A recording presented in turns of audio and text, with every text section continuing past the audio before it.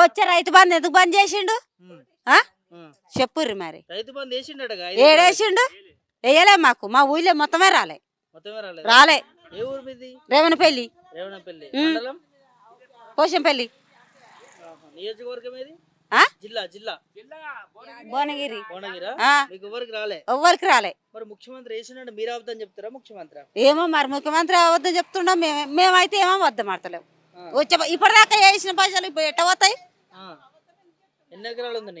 ఎకరము రాలే. అందరికి మాఫీ అయినాయి, మాకు మాఫీ కాలే. మళ్ళీ పైసలు కూడా 30,000 అప్పు తెచ్చుకుంటే ఆ మాఫీ కాలే.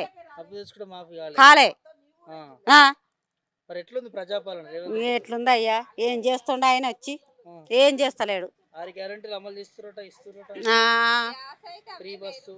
గ్యాస్ లేదు, ఏది లేదు. వచ్చేది వస్తూనే అన్ని అప్పట్లెక్కనే ఉన్నాయి. ఒక బస్సు పెట్టిండు ఆయన ఆడోళ్లకు. ఎందుకు? మేము ఎప్పుడు పోతాం? ఆ కూలి చేసుకుంటాం.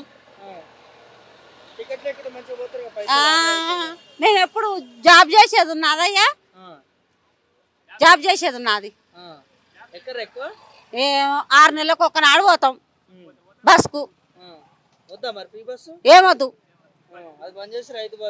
రైతు బంధు ఇవ్వాలి మాకు. ఎకరం ఉంటే ఒక 1000-2000 వస్తే మాకు ఇంత ఆధారం అవుతుందిగా. మా ఆయన కింద పింఛన్ వస్తుంది అంటే ఆ పింఛన్ కూడా లేదు. అది కూడా వస్తలేవు. ఆ పింఛన్ అన్న వస్తుందేమో అంటే 4,000 కాదు, 1000 కూడా ఇస్తలేడు. పింఛనే వస్తలేదు. పెట్టుకుందామంటే 62 ఏళ్ళు ఉండు పింఛన్ ఇయ్యడా. పెట్టినాము, ఇప్పుడు ఛాన్స్ లేదు, ఛాన్స్ లేదు అంటారు. ఏందయ్యా ఆయన చేసేది? ఇయ్యాలి, రైతు బంధు ఇయ్యాలి, పింఛన్ ఇయ్యాలి. అప్ప అయితే ఎవరికి అయింది? రాములు ఏం చేస్తుంటావు? వ్యవసాయం.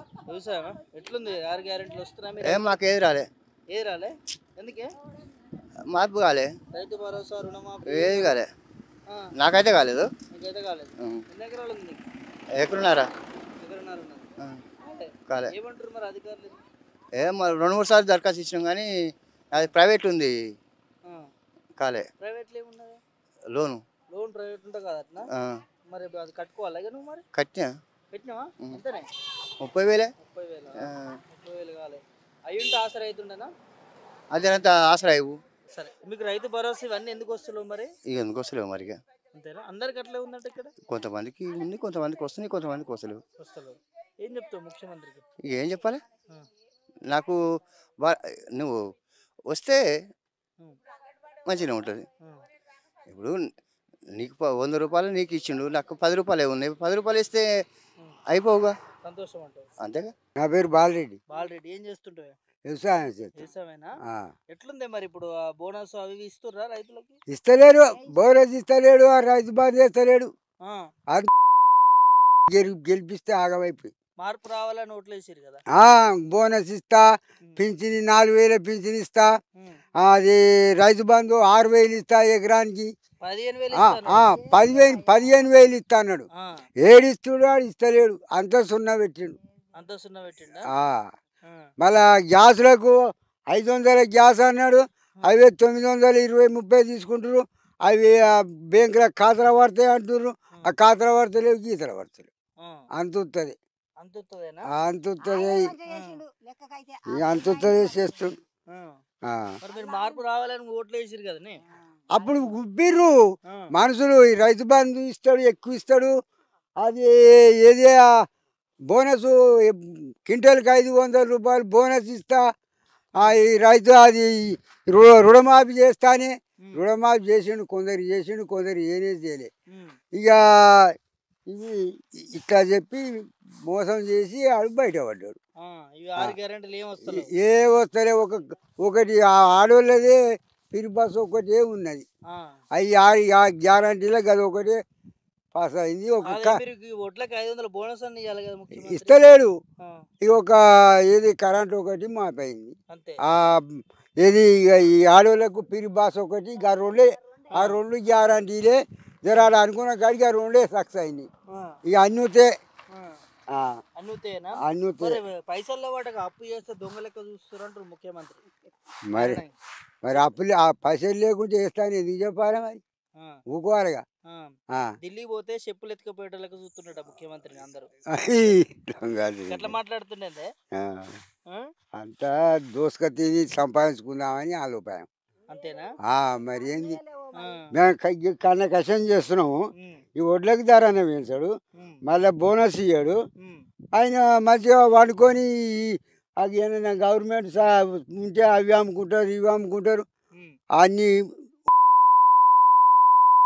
ముంచుతున్నాడు రైతులని ముంచుతుండు ఈడొచ్చి ఏమో అప్పుడు ఇందిరామ పథకం మీద ఆ పట్టణంకాయ బిల్డింగ్లు కట్టిస్తే అప్పు చేసుకొని తప్పు చేసుకొని కట్టిస్తే అవన్నీ కూడా కొట్టిండట ఈయన ఎవరు ఆయన ఇప్పుడు దేవేందర్ రెడ్డి ఇప్పుడు వచ్చిన ముఖ్యమంత్రి ముఖ్యమంత్రి ఎవరే అది రేవంత్ రెడ్డి ఏమన్నాడగా అంతేనా మళ్ళీ ఆయన ఉండే ఇది రేవంత్ రెడ్డి రేవంత్ రెడ్డి దేవేందర్ రెడ్డి కాదు రేవంత్ రెడ్డి మళ్ళీ కేసులు పెడతారు మన మీద రారు రాక ఆయన ఒకటి మోడీ మంచిగానే చేస్తుండు ఆయన ఎప్పుడైనా ఉండని లేకపోయినా ఆయనకి ఎకరం ఉండని భూమి ఉండని లేకపోని 2000 రూపాయలు ఆయన కూడా 3000 వేస్తారని కానీ వేస్తలేడు అవే 2000 అయితే అనుకున్న మాట మీద వేస్తున్నాడు ఆ పరిస్థితి కూడా ఇబ్బందులు ఉన్నాయానే అన్ని ఇయ్యక ఒప్పుకొని చెయ్యక ఉండయా మరి అన్న ప్రకారంగా చేయకపోతే ఇబ్బందులు ఉండయా అంటుండే ముఖ్యమంత్రి ఏం లేదు నా దగ్గర అంత మీ ముంగడ పెడతా మీరే పంచుకోండి అంటుండు మరి పెట్టుమని పంచుకుందాం పంచుకుందాం ఆయన ధాన్యం ఆయన ప్లాట్లు ఎక్కడ ఉన్నాయో ఆయన ఇండ్లు ఎక్కడ ఉన్నాయో అవి అన్నీ పదవికి పంచిపెట్టి మనం పంచుకోరు అని చెప్పు అందరం పంచుకుందాం తాలాకుంటా ముఖ్యమంత్రి ఎందుకు ఇస్తాడు ఆయన ఎందుకు ఇస్తాడు ప్రభుత్వం అంది అంటుండ ఆయన మరి మనది అంటే మనమే తీసుకుందాం మరి ఆయన మనకు పెట్టేది ఏముంది అట్లాంటి ముఖ్యమంత్రి ఎందుకు మరి అట్లంటే మరి అట్లా అంటే ముఖ్యమంత్రి ఎందుకంటే మరి ఏం చేద్దాం మరి ఆయన ఎందుకు అట్లా మాట్లాడుతుండే ముఖ్యమంత్రి ఏమో మరి ఆయనకి ఎట్లా అనిపిస్తుందో అంతేనా ఇక మనకేం రాజకీయాలు పెద్ద ఏం తెలియదు రైతు ఏమి ఇస్తే మీకు న్యాయం జరుగుతుంది మాకా ఇప్పుడు కరెంట్ బిల్లు మాఫ్ చేసిండు బాగానే ఉంది రుణమాఫీ 1,50,000 దాకా రుణమాఫీ మాఫీ చేసిండు కొందరికి 2 లక్షలు ఉన్న వాళ్ళకి చేయలే ఇక మాకున్న బాధ ఏముందయ్యా మాకు ఏది కాదు ఏది ఇది మరి రైతు బంధు ఒకటి వెయ్యాలి ఈ ధర వడ్లకు బోనస్ ఇస్తా అన్నాడుగా ఆ బోనస్ ఇవ్వాలి మా రైతుకి ఇక ఏం నష్టం కాదు రైతు బంధు ఇవ్వాలి బోనస్ ఇవ్వాలి బోనస్ ఇవ్వడం కుదరదని తుమ్మల నాగేశ్వర వ్యవసాయ శాఖ మంత్రి అంటున్నారు కదా బోనస్ గతంలో కూడా అన్నాడు బోనస్ కంటే ఒడ్లు కొంటే చాలా అన్నట్టు అంటున్నారు ఇక బోనస్ చేయకున్నా సరే ఒడ్లు కొన్నా మేలే అంటున్నాడు మరి వాగ్దానం చెప్పారు ఇప్పుడు ఇట్లా మాట్లాడుతున్నారు అట్లా మాట్లాడుతున్నారు మరి అలా రాజుల మాట తాయినోని మాట సాయినోని మాట ఒకటి మరి జర ఉన్నోడు మాట్లాడితే ఓ తీరుగు ఉంటుంది లేనోడు మాట్లాడితే ఓ తీరుగు ఉంటుంది ఉన్నోడు చెడ్డగా మాట్లాడినా ఆయన మాట పాస్ అవుతుంది లేనోడు మంచిగా నాశనం పేదోడు ఎంత మంచిగా మాట్లాడి నాకు ఊళ్ళనే అనగా గాయన అన్నాడా